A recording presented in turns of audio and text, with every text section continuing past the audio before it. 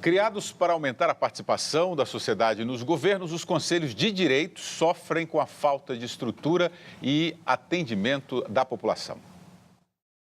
Foi essa foto estampada no jornal que chamou a atenção do Conselho Tutelar da Criança e do Adolescente do Rio de Janeiro. Na semana passada, Maria, de 5 anos, foi flagrada tomando banho em um bueiro. A menina mora com a avó na Baixada Fluminense e deve receber um apartamento em um conjunto habitacional. O Conselho Tutelar deve agir toda vez que uma criança ou adolescente está em risco. 95% das cidades brasileiras têm pelo menos um conselho, segundo dados do governo federal. Só que em muitos deles falta infraestrutura, o que dificulta o trabalho dos conselheiros. Em Goiânia, um dos 5 conselhos tutelares fecharam as portas e passaram a atender em tendas na rua, porque o aluguel e a conta de água estão há mais de 8 meses em atraso. Sensibilizar o poder público municipal, as autoridades competentes e a própria comunidade sobre a atual situação que nós estamos vivenciando, que nem todos têm conhecimento.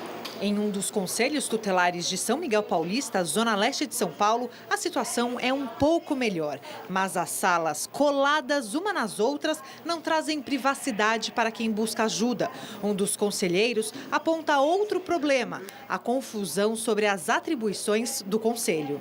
Se o conselho chegar no local onde a criança está sendo agredida e ele constatar isso, ele vai retirar a criança do risco. Além do Conselho Tutelar da Criança e do Adolescente, o Brasil tem outros tipos de conselhos. Os mais comuns são dos direitos humanos, educação, assistência social, mulher, idoso, negro, merenda escolar e segurança alimentar.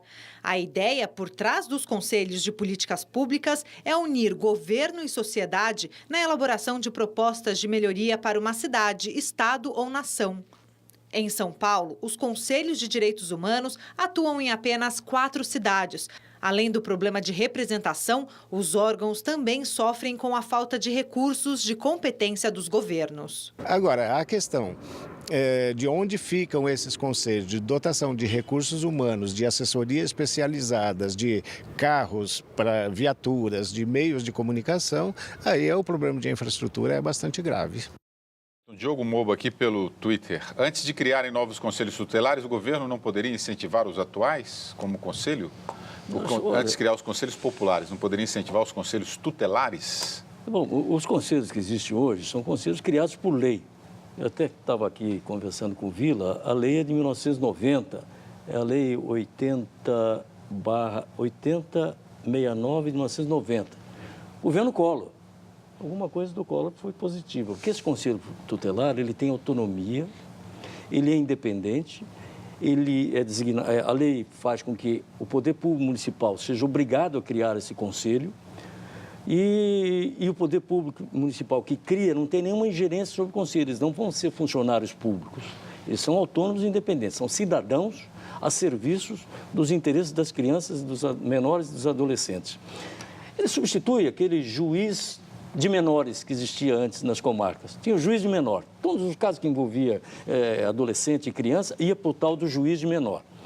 Agora não. Agora tem o conselho tutelar. O que falta esse conselho tutelar, como diz o entrevistado aí, são meios para atuar.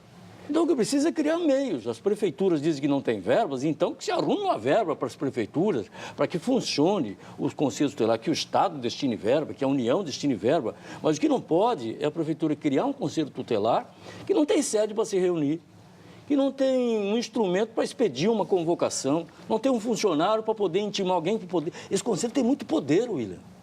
Ele tem poderes, ele pode, diante de uma ameaça grave a uma criança, uma notícia, uma criança está sendo espancada em tal lugar, o conselho pode intervir, pode ir lá, pode requisitar a polícia para fazer uma ocorrência, prender o cidadão, né? Ele só não pode julgar, obviamente, porque encaminha depois o judiciário, mas ele tem muitos poderes. Por isso é uma das coisas melhores que foram criadas pela lei nos últimos tempos e que, infelizmente, não funciona por falta de meios.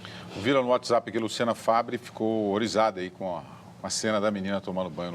Eu vi isso aí no jornal o Globo do Rio de Janeiro.